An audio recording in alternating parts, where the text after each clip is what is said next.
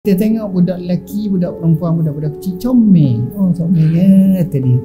Tiba-tiba datang orang, dia ni anak yatim piatu, ustaz. Jatuh merudu.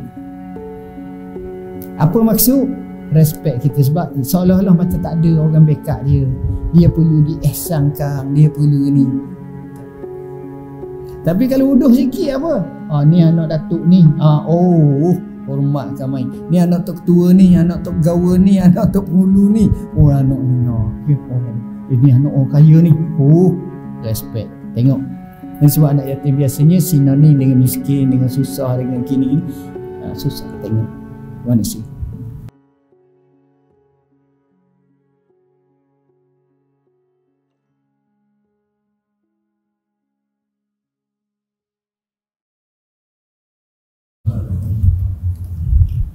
Ahmaduka Rabbi kama allamtana an nahmad wa usalli wa usallimu ala khairi khalqika Muhammadin sallallahu alaihi wasallam. Ashhadu an la ilaha illallah wahdahu la syarika lah wa ashhadu anna sayyidana Muhammadan abduhu wa rasuluh. Allahumma salli wa sallim ala sayyidina Muhammad wa ala alihi wa sahbihi wa barik wa sallim, amma ba'. Yang saya kasihi pengurusi masjid, barisan jawatan kuasanya, ashabul fadilah, tuk-tuk imam, tuk-tuk guru, para alim ulama, orang-orang besar kawasan ini, muslimi muslimat, hadirin hadirat yang dirahmati Allah sekalian. Pertama dan selamanya menjadi kewajiban kepada kita untuk merafakkan setinggi syukur pada Allah atas pelbagai kurniaan nikmat yang tak terhitung banyaknya. Syukur kepada Allah dengan melaksanakan ketaatan padanya. Sebagaimana Nabi bangun tengah malam sembahyang beribadat dengan sungguh-sungguh. Kemudian bila ditanya oleh Aisyah, kenapa kamu buat macam ini ya Rasulullah? Maka Rasulullah SAW jawab, afala akunu abdan syakura. Tak patut ke aku nak menjadi hamba Allah yang benar-benar bersyukur? Jadi Nabi terjemahkan syukur dengan bangun malam sembahyang. Pada malam ni kita akan bincang satu tajuk yang telah ditaklifkan kepada saya dengan tajuk jauhi daripada sifat mengadu domba atau membawa mulut sehingga merosakkan hubungan sesama manusia. Kita akan bahas secara sedikit mendalam dan saat yang sama kita juga akan santai perbahasan kita ini. Pertama sekali, bila kita sebut isu seperti ini, kita akan dapati bahawa ia merupakan satu hal yang selalu kita dengar.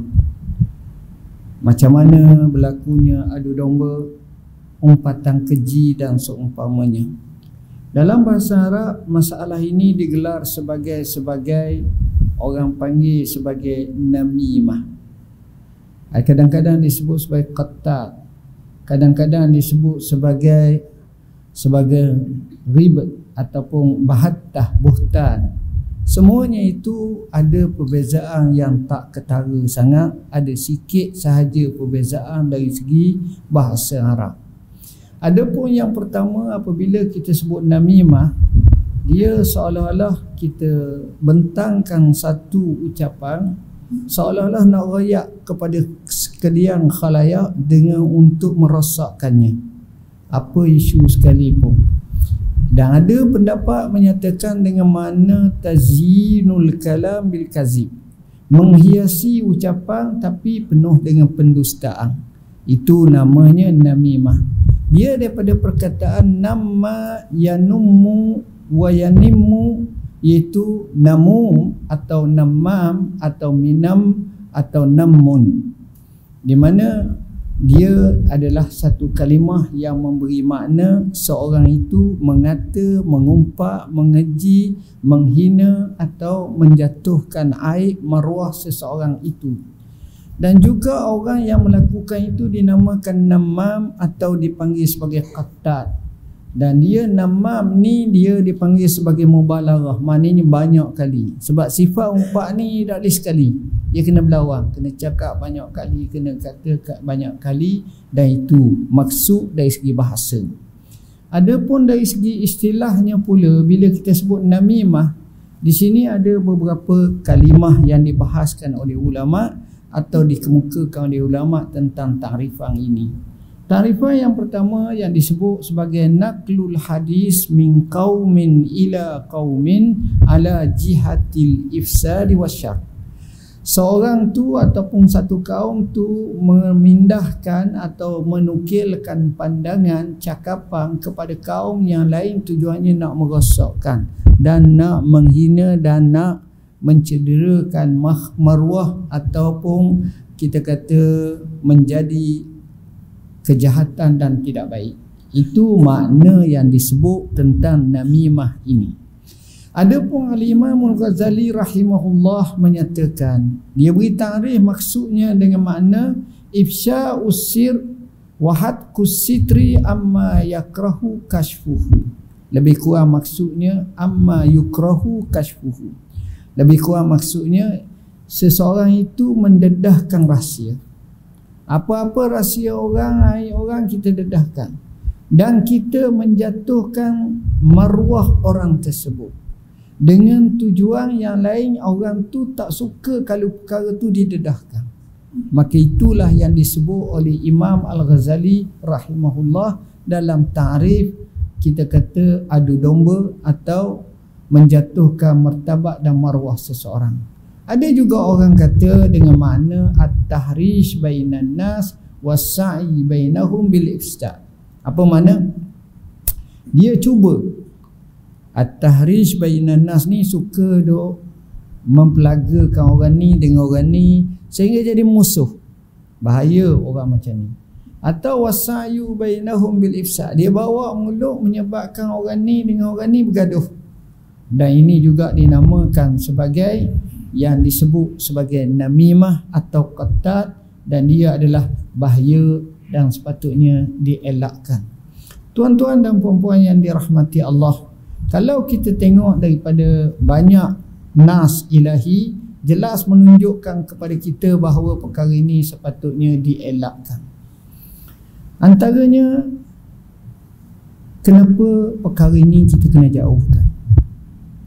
Kerana sejarah manusia, kalau ambil daripada awalan yang membawa kepada rosaknya hubungan, perkara pertama kehendaki mulut, dan tafsiran-tafsiran yang membawa negatif, yang akhirnya pakai terima. Kita tak ikut satu peraturan yang disebut oleh ulama, in kunta naqilan fa alayka bitashih wa in kunta mudda'iyan fa alayka bidalil. Kalau kamu menukilkan satu perkara, kamu kena tashih dulu maklumat tu, betul ke tidak. Tak boleh kita pakai tangkap muat. Kalau gitu bahaya tuan-tuan, banyak jadi masalah. Dan kita kena faham bahaya kalau macam ini. Dan kalau kamu buat satu dakwaan, datangkan bukti, datangkan dalil. Tak boleh sekadar dakwaan sahaja. Ia juga boleh membawa kepada kemusnahan.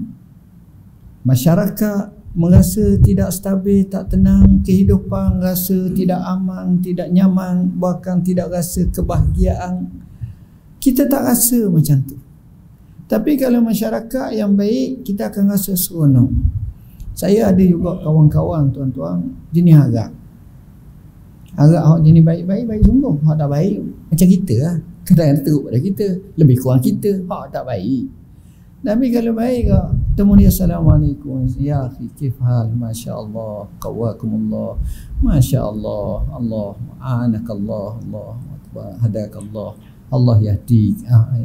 Dia akan sebut, semoga Allah kuatkan kamu, semoga Allah beri petunjuk pada kamu, semoga beri sihat pada kamu. Alhamdulillah. Benar. Sentiasa tak lekang daripada kalimah Allah. Dia sebut. Kalau sebut pula sahabat-sahabat dia puji.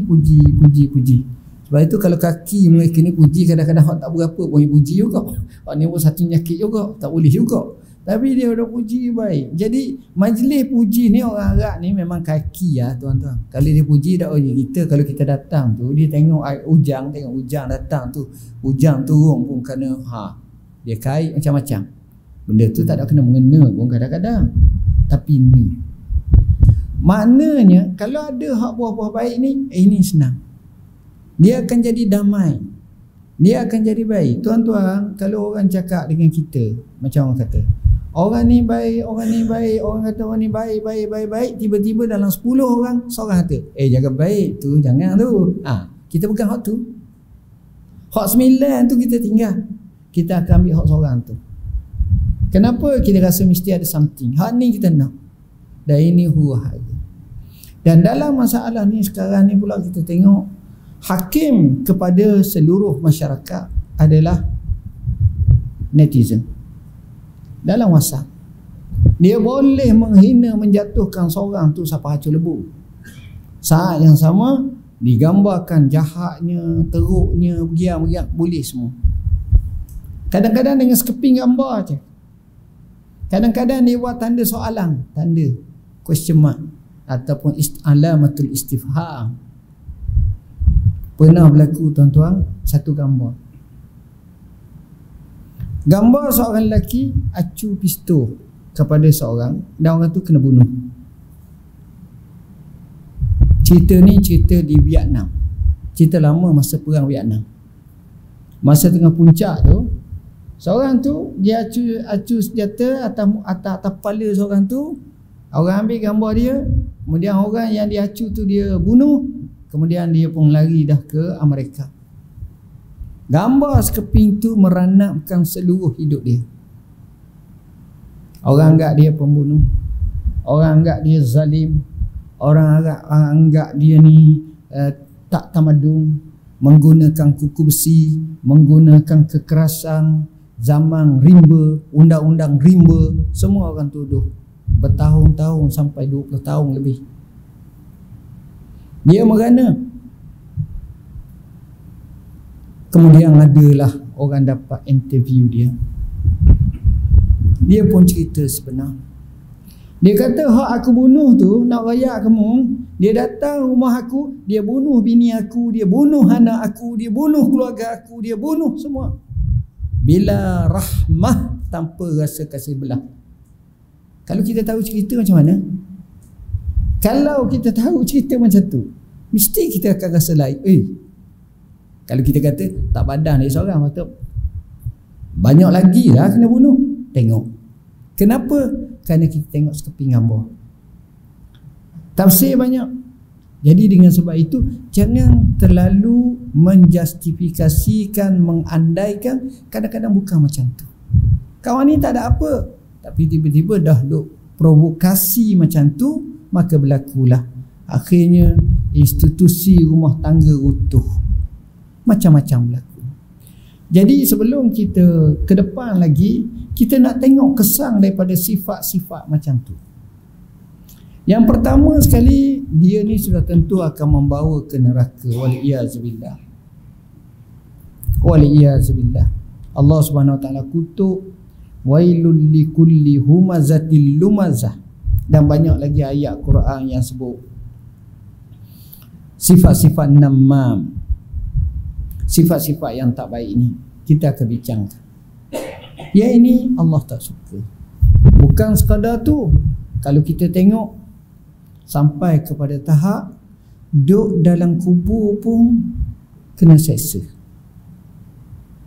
Dalam Islam azab kubur ni ada.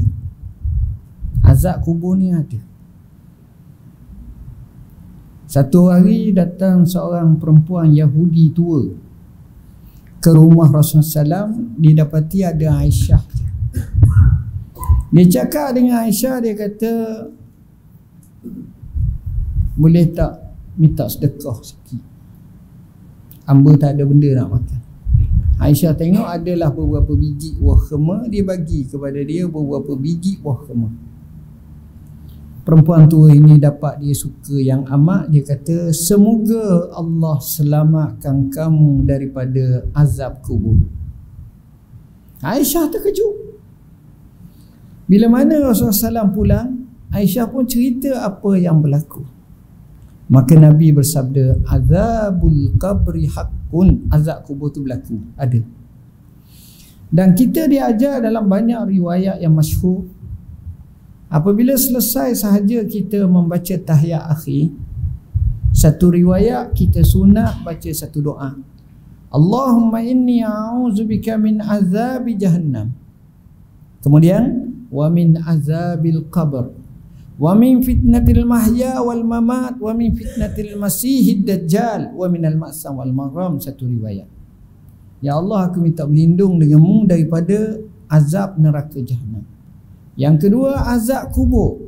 Begitu juga daripada fitnah kehidupan dunia dan juga kematian, masa kehidupan dan masa kematian.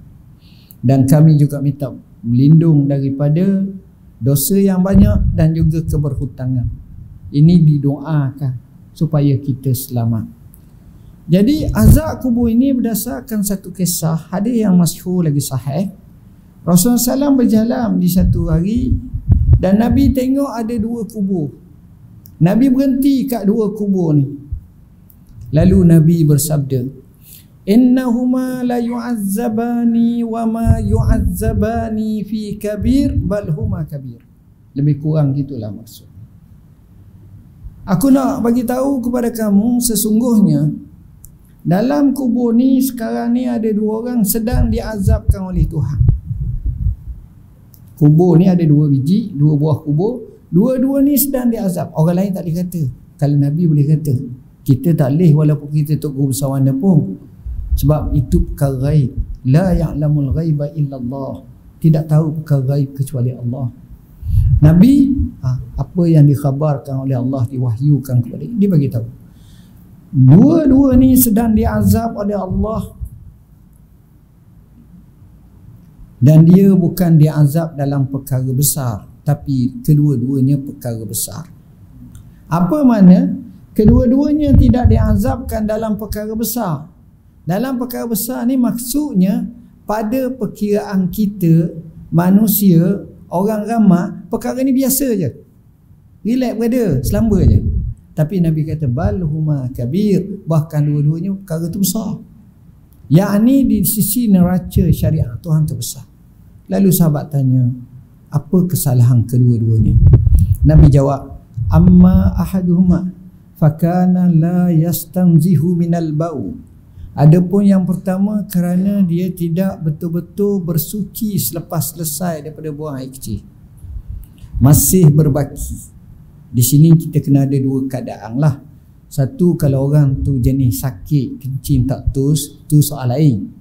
Tapi ni orang biasa, waktu tu dia kena bersih dulu dari segi fiqah. Seadanya dia panggil orang yang uzur, macam salisul bau lah bahasa Arab ni.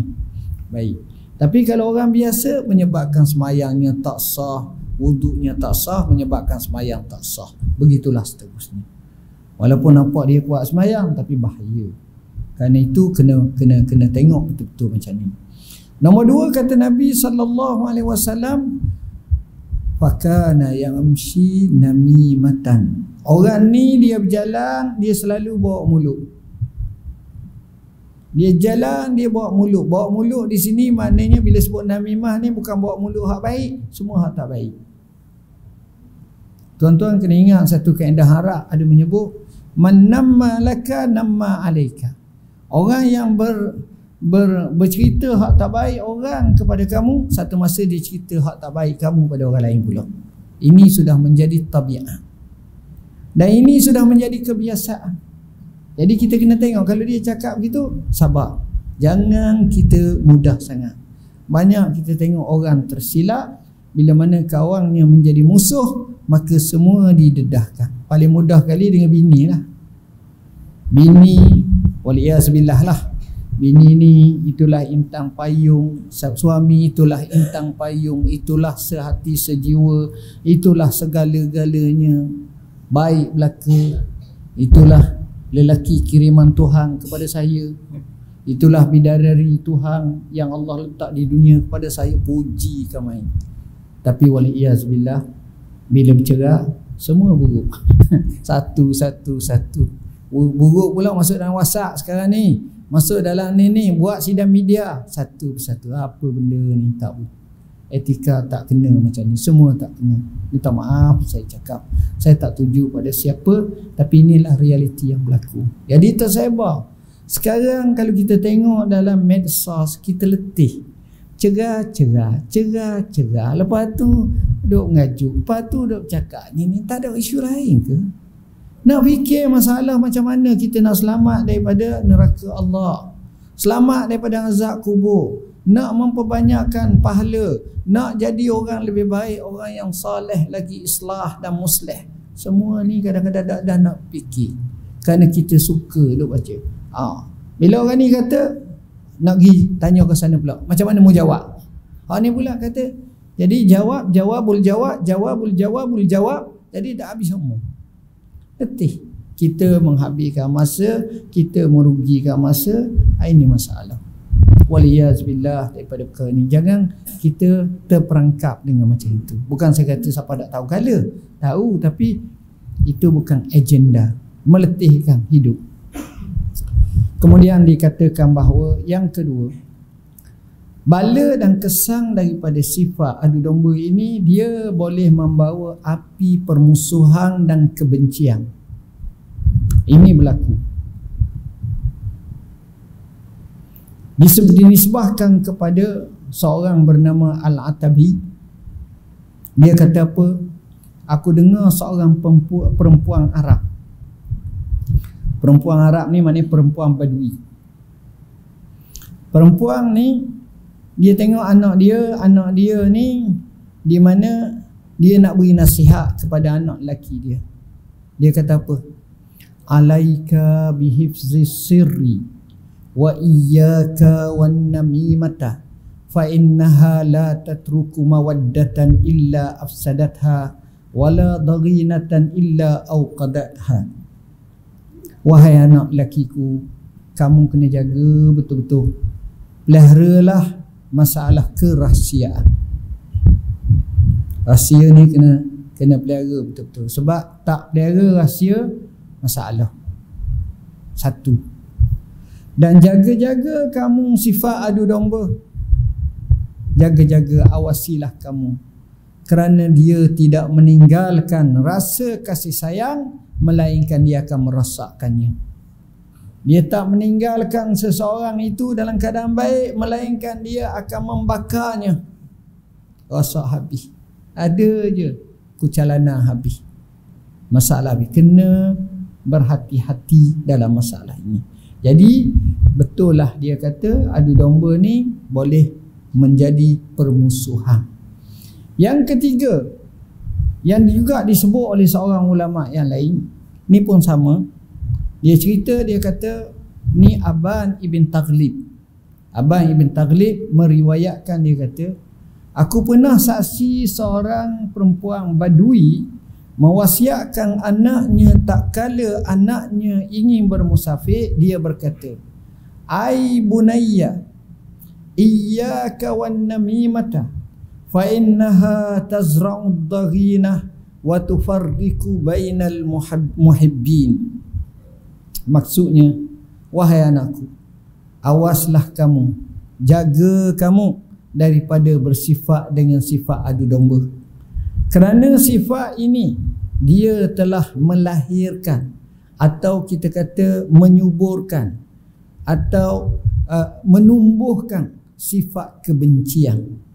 Bukan sekadar itu, dia memisahkan di antara orang yang berkasih sayang. Racun-racun inilah iblis, syaitan suka masuk. Suka sangat. Jadi kita pun jadi rosak habis. Yang ketiga, dengan sebab sifat seperti itu, dia boleh membawa kepada kemudaratan, kelukaan, dan boleh membawa kepada permusuhan dan liar. Kita tak seronok tengok orang ni hilang kepercayaan, orang ni tak boleh percaya. Tuan-tuan, bahaya di akhir zaman macam tu. Satu kawasan dulu nak cari seorang munafik, seorang yang khianat, tak ada, semua amanah. Nak cari seorang pendusta, tak ada, semua orang benar.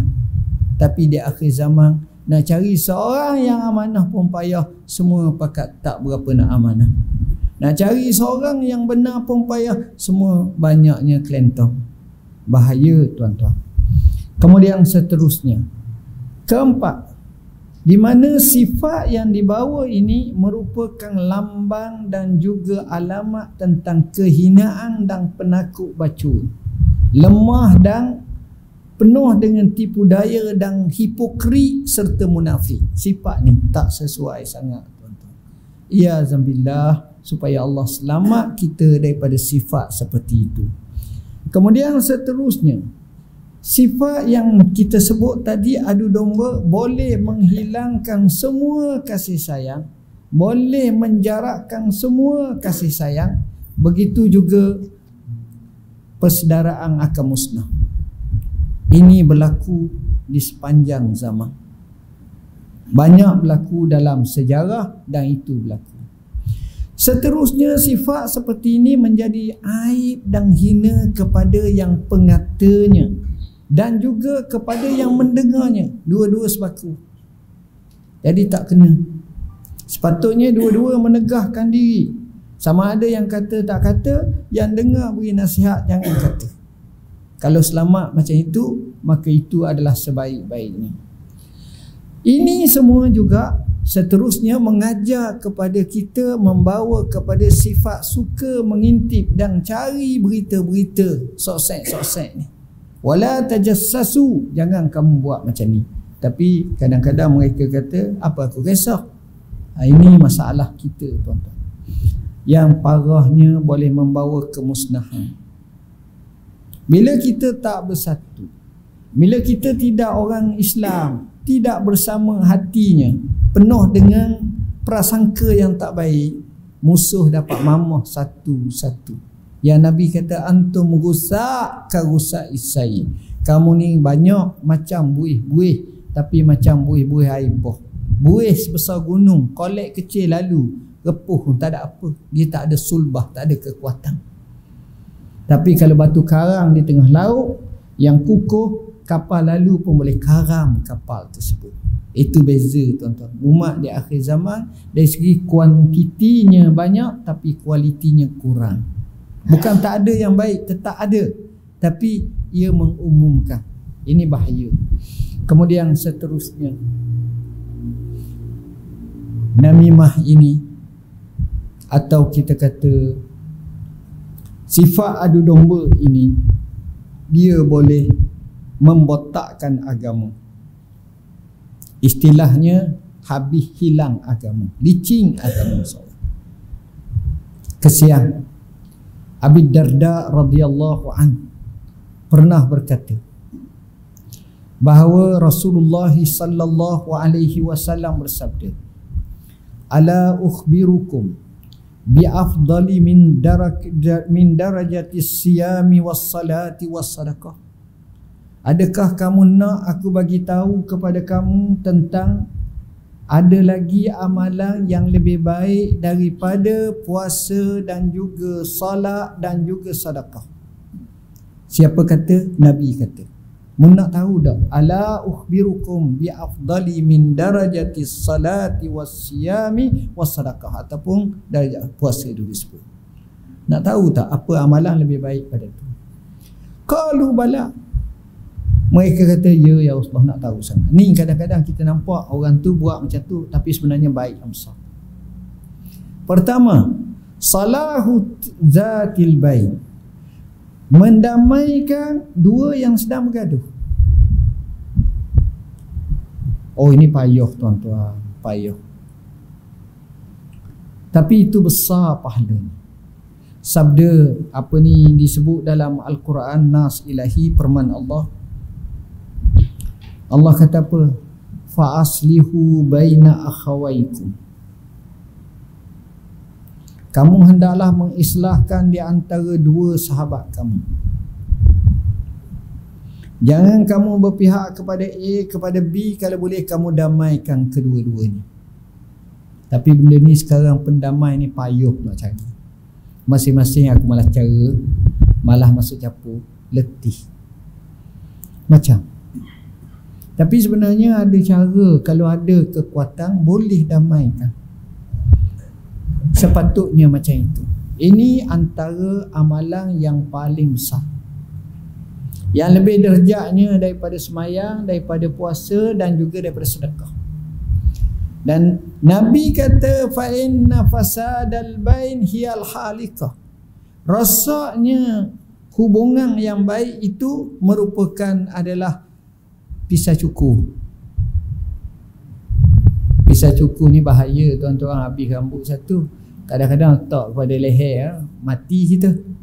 Itulah ibaratnya. Ni kata Nabi SAW. Abu Darda ajar kita macam tu.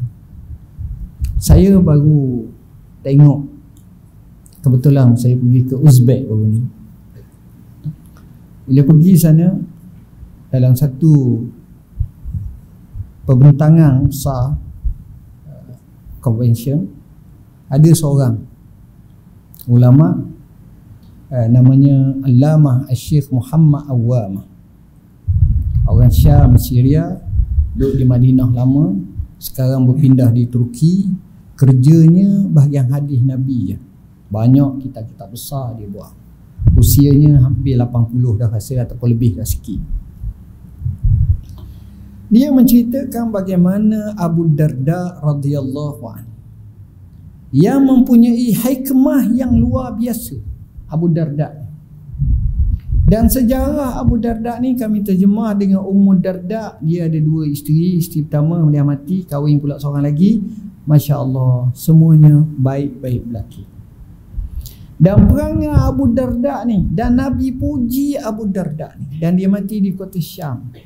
Dan dia ada hikmah-hikmah yang baik, dia panggil hikmah Uwaimiriyah. Uwaimiriyah. Sebab nama dia sebenarnya Uwaimir. Abu Darda radhiyallahu anhu. Ini orang yang luar biasa. Bila dia sebut macam ni, kita fahamlah bahawa itulah hakikat sebenar tentang masalah yang sepatutnya kita jarakkan. Tuan-tuan, betapa hinanya orang yang bawa mulut ini ataupun selalu mengumpat mengeji, dia menjadi orang yang hina dan keji. Orang pandang enteng dia, orang ni tak boleh percaya, orang cop dah macam tu, macam mana nak jadi orang baik? Payah, sukar. Ada satu kisah. Kisah ni disebut ada seorang lelaki, dia pergi cari dan dia pergi ekori seorang ahli hikmah, maknanya cendekiawan yang baik, yang soleh, yang hebat, sebanyak sejauh 700 parsah, kerana nak tanya isu 7 kalimah. Kami ada buat satu buku, tajuknya lebih kurang Nilai Neraca Islam Mengikut Zaman Sekarang. Maksud saya, kalau dalam kitab lama dia sebut 2 kolah, berapa banyak sekarang nilaiannya dari segi kilo ke dari segi kawasannya. Kalau dia sebut 2 marhalah, berapa jarak jauhnya ada. 1 parsah, berapa jaraknya. Dia ada sebut semua kiraan 1 mil berapa banyak, 1 parsah berapa. Ni jarak. Termasuk kalau berat pula dia kata mun ataupun secupak segantang tu berapa banyak. Nilai hak sebenar dari segi kilo sekarangnya berapa, dia ada penilaiannya. Kita ada buat buku tersebut, insya-Allah mungkin kita boleh siarkanlah satu masa nanti, insya-Allah. Jadi dia jalan tu jauh, 700 parsah. 700 parsah dia berjalan kerana nak tanya 7 kalimat. Apa yang dia nak tanya? Bila dah dia sampai, dia kata, "Tok Guru, Tuan, saya datang kepada kamu semata-mata nak tanya dengan apa yang Allah kurniakan kepada kamu dengan ilmu. Jadi hamba mari ni nak tanya hak ni.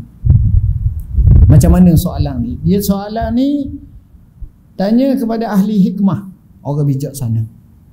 Allah sebut yu'til hikmata man yasha wa man yu'tal hikmata faqad utiya khairan katsira. Diberi hikmah oleh Allah kepada siapa yang dikehendaki. Siapa yang dikurniakan hikmah, dia akan dapat kebaikan yang banyak. Apa yang dia tanya? Soalannya ialah akhbirni anis sama wa ma asqal minha. Tolong bagi tahu kepadaku tentang langit. Apa lagi yang lebih berat daripadanya? Tu cara soalan tu pelik. Apa lagi boleh bagi tahu kepada saya tentang langit ni? Ada ke tak lagi yang lebih berat daripada langit ni? Yalah, kita tak seorang pun tak pikul langit. Tak ada. Macam mana ya?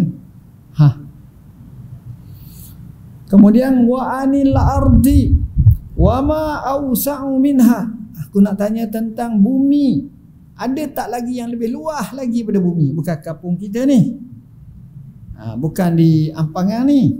Tapi bumi ni ada lagi tak yang lebih luas? Aku nak tanya yang tu. Yang ketiga, wa anis sakhrati wa ma aqsa minha.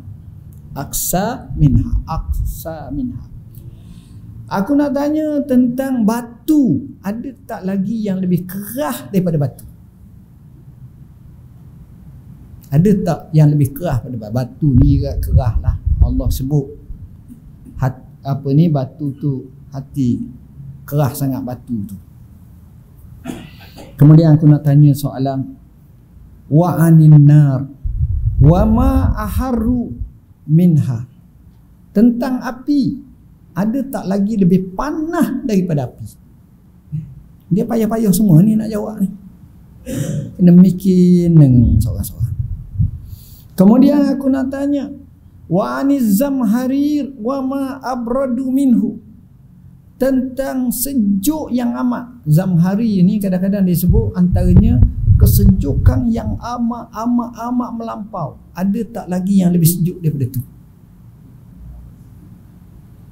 Ada tak lagi? Kemudian dia tanya lagi wa anil bahri wa ma aghna minhu. Daripada laut, apa yang lebih mahal daripada ni? Laut ni tuan-tuan, kadang-kadang mutiara banyak dalam laut. Sekarang ni kapal karang pun macam-macam emas, perak, macam-macam ada. Ada lagi tak yang lebih hebat daripada itu? Main lautan. Laut ni jarang orang punya. Walaupun kerajaan ni, negara ni punya, tapi hak mengaku seorang-seorang payah. Dia kata, kita beri lalu azam ke terus? Saya tak tahu ni. Biasanya macam mana? Ya. Teruskan. Oh. Terus berapa jam boleh? 2 jam setengah boleh? Kalau boleh tu maknanya tak boleh lah. Lebih kurang dalam 8.20 ke 8.30 kita berhenti boleh. Sejam lah tu. Sama dah tu. Kemudian dia kata lagi, aku nak tanya berkenaan dengan soalan yang terakhir, wa anil yatim wa ma azallu minhu. Tentang anak yatim, ada tak orang lebih hina pada anak yatim? Tuan-tuan ingat masa kampung, contoh kita pergi ke satu kawasan Mohoreng, kita tengok budak lelaki, budak perempuan, budak-budak kecil comel. Oh, comel kata dia. Tiba-tiba datang orang, dia ni anak yatim piatu, ustaz. Jatuh merudu. Apa maksud? Respect kita, sebab seolah-olah macam tak ada orang backup dia. Dia perlu diihsankan, dia perlu ni. Tapi kalau uduh sikit apa? Ni anak datuk ni. Hormatkan main. Ni anak tok ketua ni, anak tok gawa ni, anak tok penghulu ni. Anak ni. Ini anak orang kaya ni. Respect. Tengok. Dan sebab anak yatim biasanya sinonim dengan miskin, dengan susah, dengan gini-gini. Susah. Tengok. Mana sih? Bukan Islam ajar, tapi kebanyakan manusia jadi macam tu. Ini sebab itu disebut macam ni. Maka faqala lahul hakim, orang cerdik pandai ni pun jawab, Jawapan sebab nak tanya 7 ni mari jauh ni musafir ni. Ibarat kok kita gak daripada Bangkok ni mari berjalan nak mari ke Negeri Sembilan ni nak tanya Tok Iman sini. Nak tanya Tok Guru sini, nak tanya ni jauh mari. Jadi dia pun jawab. Tengok jawapan yang pertama. Dia kata al-buhtanu 'alal bari asqalu minas samawat. Tuduhan melulu dan bohong ke atas seseorang itu jauh lebih berat daripada langit, segala 7 petala langit. Nak buang tuduhan tu payah. Lebih-lebih lagi kita nak nafi payah. Kamu berzina. Macam mana nak nafi ni? Kita terpaksalah cari evidence. Mu kata bila aku zina, pada hari ni gini-gini, aku masa tu terpaksalah kena cari pula ujah. Aku masa tu duduk di sini, kat ni duduk gurau dengan gini, siapa ke pagi tidur dengan dia. Jadi susah ni kerja, kena cek balik masa tu. Kalau betul tak apalah, kalau kita memang tak betul sungguh keju. Sebab itu almarhum Syekh Abdul Hamid Kish, seorang ulama besar di Mesir, mati dah, buta. Allah uji dia macam-macam tuan-tuan. Dia antara pemidato yang terbaik di dunia. Kalau tuan-tuan dengar dia pidato dengan syairnya, dengan dia orang buta. Tapi lantang suara dia. Hebat sangat. Tapi dia mungkin cakap tu rakyat orang suka. Mati baru lagi, bukan lama, sekitar 80-an mati. Awal-awal 80-an mati. Dia ni kalau dia ngajar ceramah ni, dia selalu doa, ya Allah, matikanlah saya dalam keadaan sujud kepadamu ya Rabb. Satu malam dia bangun semayang, dia sujud, dia mati dalam sujud. Ni Syekh Abdul Hamid Kish rahimahullah. Banyak boleh tengoklah, tapi dia tak ada bahasa Melayu lah, bahasa Arab. Dia kata tak, tuduhan itulah yang paling berat kepadaku. Ini betul lah dia jawab ni. Tuduhan yang tak betul lah. Kalau tuduhan yang betul tak apalah, dia tak betul, nak macam mana. Jadi kata cerdik pandai ni, tuduhan yang melulu kepada orang yang tak bersalah jauh lebih berat daripada langit-langit, 7 petala langit. Macam halilintar kena Allah meranapkan. Letih. Satu. Kedua, yang lebih luas daripada bumi ini adalah kebenaran, al-haq. Tapi benda tu pahit. Nak cakap benar ni tuan-tuan paling payah ketika mana dalam keadaan teruji, dalam keadaan macam-macam tersepit. Payah. Kebenaran itu adalah paling luas daripada bumi ini. Sebab bila benar, dia akan membawa kepada perubahan seluruhnya.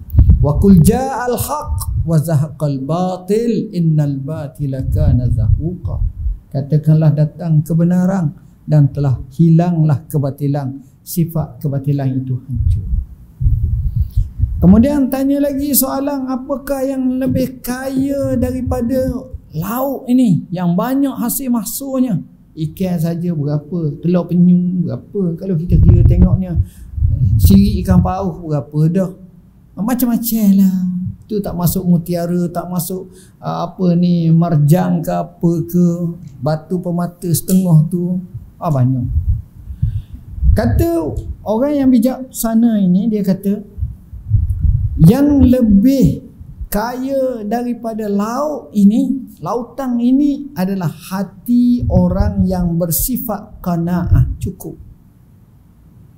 Dia lebih kaya. Hati dia cukup, dia tak kisah. Tapi ada orang tu tak cukup. Dia tak ada masalah, dia cukup. Apa yang ada, cukup lah. Dia makan apa yang ada, dia buat apa yang ada, dia dapat apa yang ada, hidupnya tenang, tak ada masalah. Dia lebih kaya tuan-tuan. Dia lebih kaya.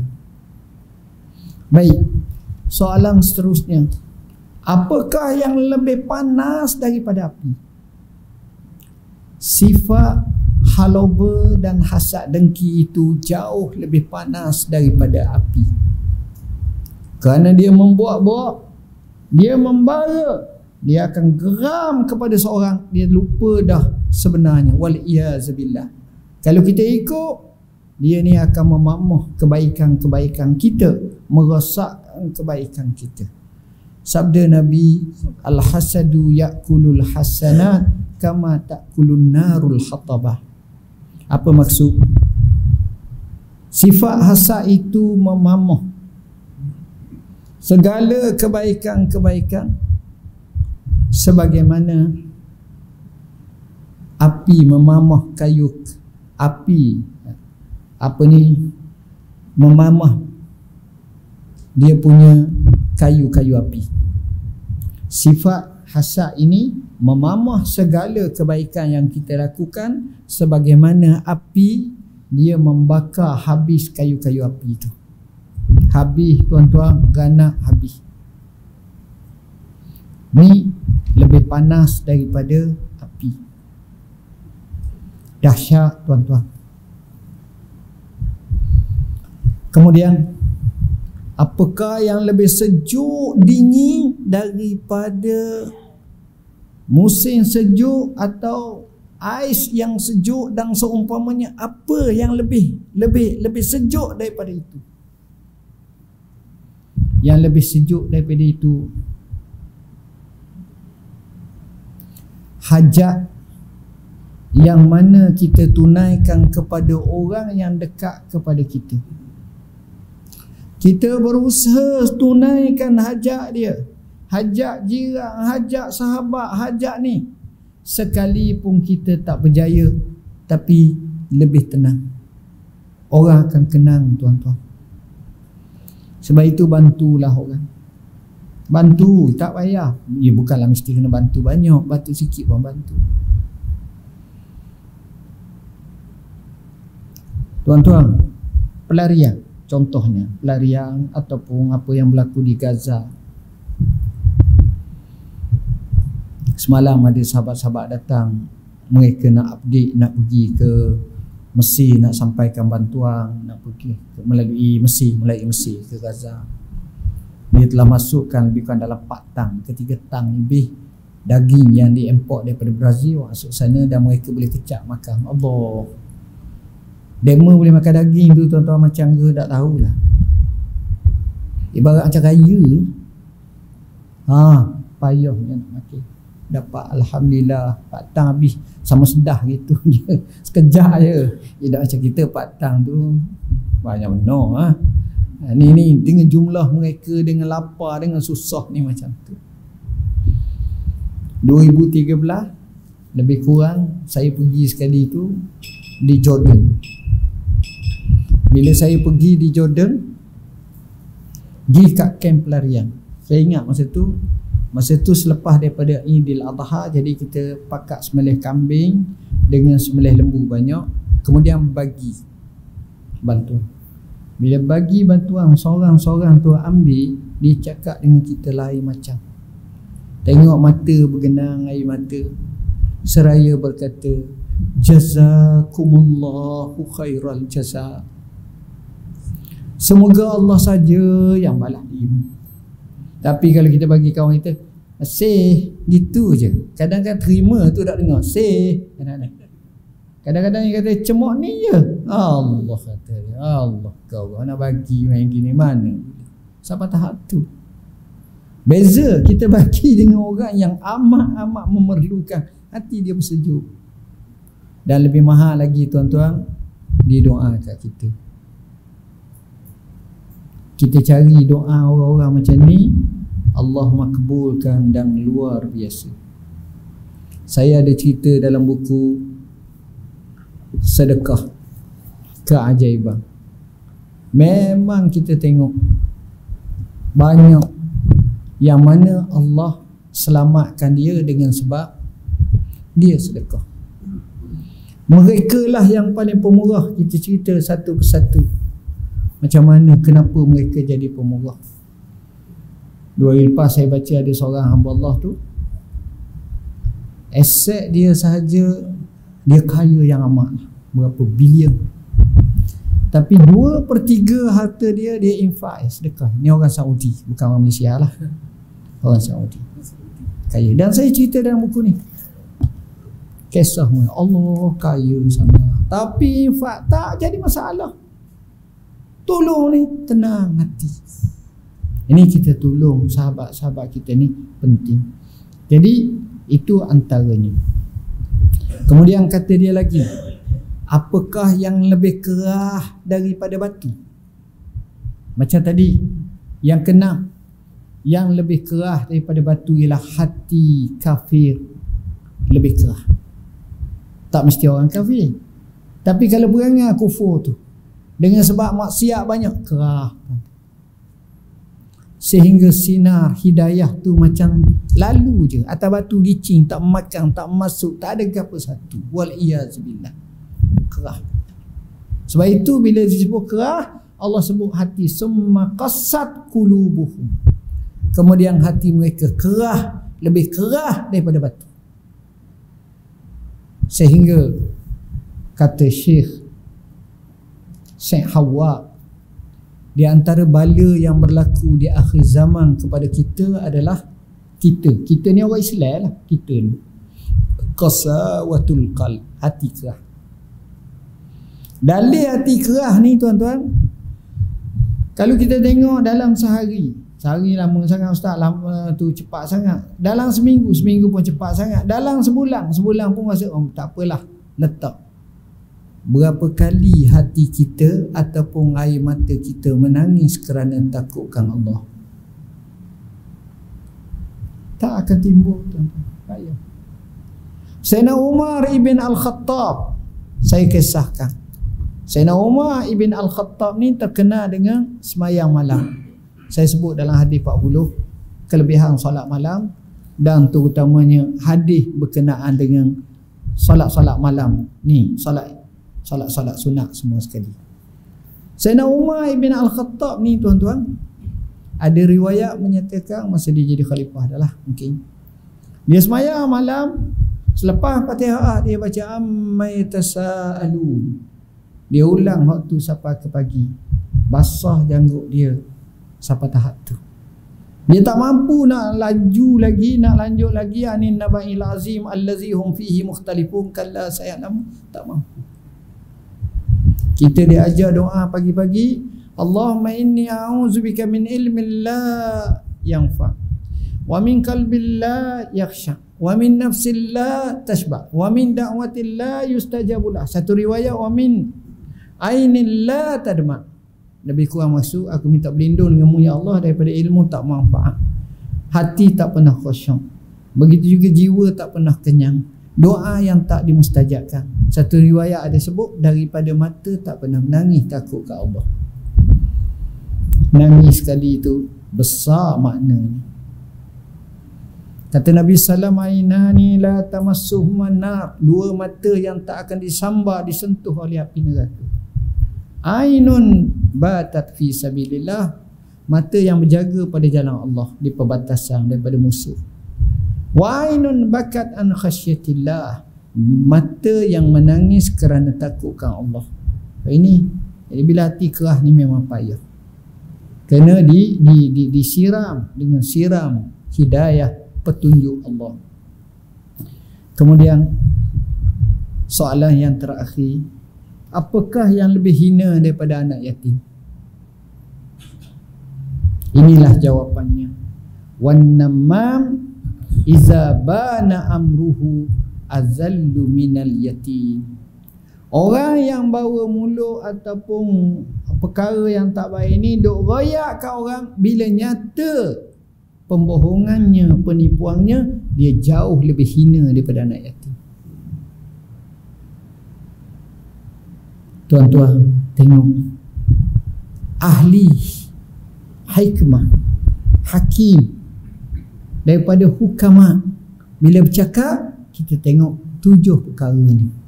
Semuanya kita nampak benda-benda yang terlalu orang panggil duniawi, ataupun benda nampak macam zahir sangat, tetapi bila dia bawa dengan maksud yang hakiki, kita faham.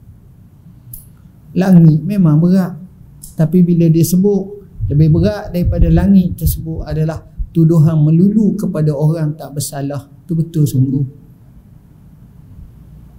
Tuhan saja yang tahu. Tuhan saja yang tahu.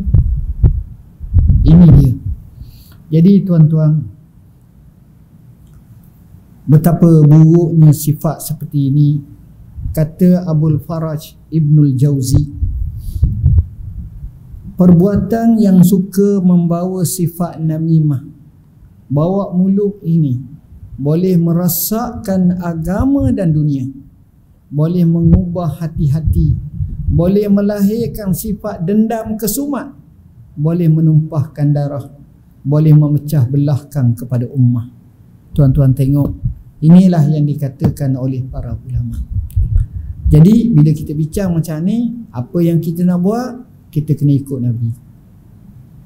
Maksud saya, macam mana perjalanan hidup Nabi, saya sebut dalam garis masa hayat Rasulullah SAW. Macam mana Rasulullah? Rasulullah bila ada je api perpecahan, dia akan pergi. Adakah kamu nak bergaduh, nak berpecah kerana ini, sedangkan aku ada di kalangan kamu? Nabi sebut macam itu. Nabi sebut dalam satu hadis, hadis Irbad bin Sariyah, bila Nabi nasihat wasiat ni, mereka kata, siapa menangis semua sahabat ni? Mereka kata seolah-olah ini adalah ucapan perpisahan. Tolong wasiatkan kepada kami. Nabi kata, aku wasiatkan kepada kamu supaya takwa kepada Allah. Kemudian wasam watta'ah, kamu kena dengar dan patuh kepada pemerintah di kalangan kamu. Wa in ta'ammara alaikum abdun, sekalipun yang memerintah tu hamba. Lalu Nabi kata,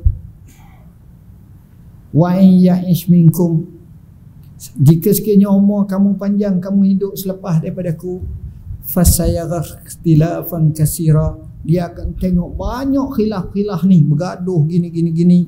Selesai masalah, fa alaikum bisunnati wa sunnatil khulafa ar-rasyidin al-mahdiyyin min ba'di.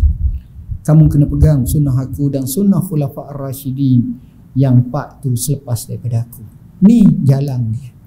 Jadi cara macam ni kita akan selamat. Kita juga kena pilih kawan-kawan yang baik. Jadi kalau kita kawan dengan hak ni letih kita. Saya selalu royak kepada anak kita, tengok pilih kawan yang baik. Daripada masa kita belajar lagi, kita pilih kawan-kawan kita yang baik, kita akan seronok. Saya duk tengok gambar tadi sebelum datang sini, ucapan sempena kematian Syekh Qardawi oleh Syekh Isam Bashir. Tepi dia tu rupanya Ismail Haniyah. Ismail Haniyah ni, Allah jadi dia ni, ramai orang datang kat dia, ambil sambut, senyum gini, senyum ni. Tokoh-tokoh ulama besar ni ada, tapi dia ni, dia bukan ulama sangat, dia orang yang ngapal Quran bagus. Tapi dia ni orang yang pemimpin baik. Dia mati sahaja tuan-tuan, orang semayang jenazah dia 7 juta orang.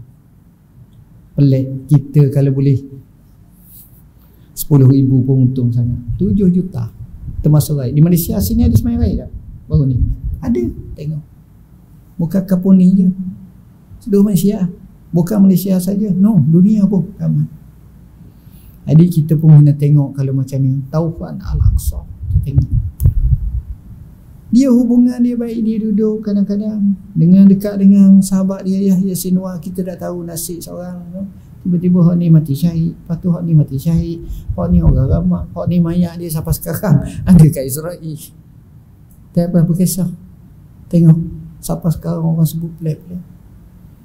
Yang ini juga kita kena latih anak bini kita. Saya bukan cakap ni masalah ni, saya duk mikir bila nak ceramah tajuk ni, sebab saya pun banyak duk ngata kat orang. Dia dah selalu duk tengok WhatsApp ni, gerang bergasak semua.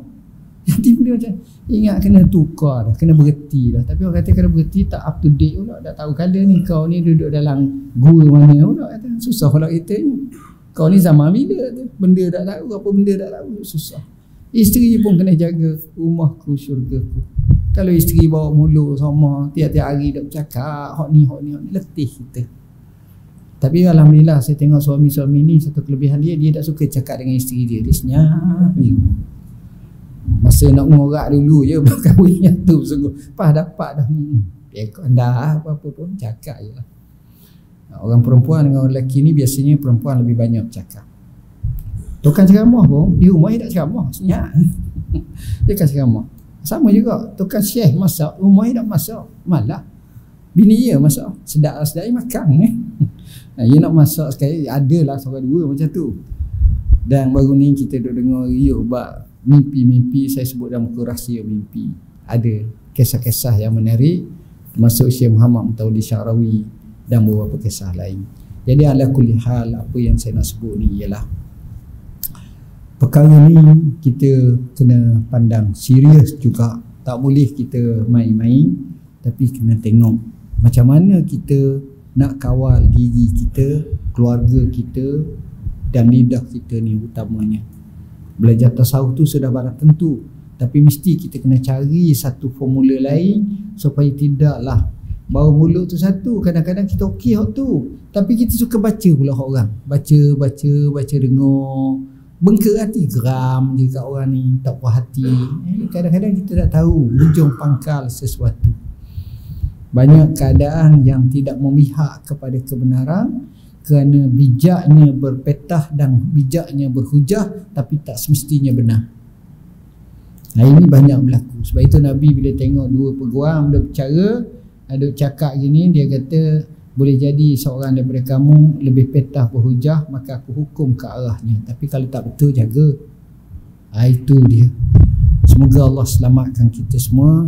Dan akhir kalam, kalau ada soalan-soalan yang tuan-tuan nak bincang, nak tanya, boleh layari apps kami, percuma saja. Dalam handset masing-masing, Al-Inarah. Tak kena bayar apa-apa, Al-Inarah. Kita telah jawab lebih daripada 7,300 soalan. Setiap hari kita jawab dalam 6 soalan sehari. Dan ada macam-macam isu lah, pelbagai yang mungkin kita dapat manfaatkan. Sekadar itulah yang dapat saya sampaikan. Mohon maaf bahasa saya guna tidak sesuai dengan khalayak sini. Aku qauli hadza wa astaghfirullahal azim li wa lakum. Bismillahirrahmanirrahim. Allahumma faqihna fid din, alimna ta'wil. Allahumma ja'alna minal ladzina yastami'una qawla fayattabi'una ahsanah. Wa sallallahu ala sayyidina Muhammadin wa ala alihi wa sallam. Walhamdulillah. Assalamualaikum warahmatullahi wabarakatuh.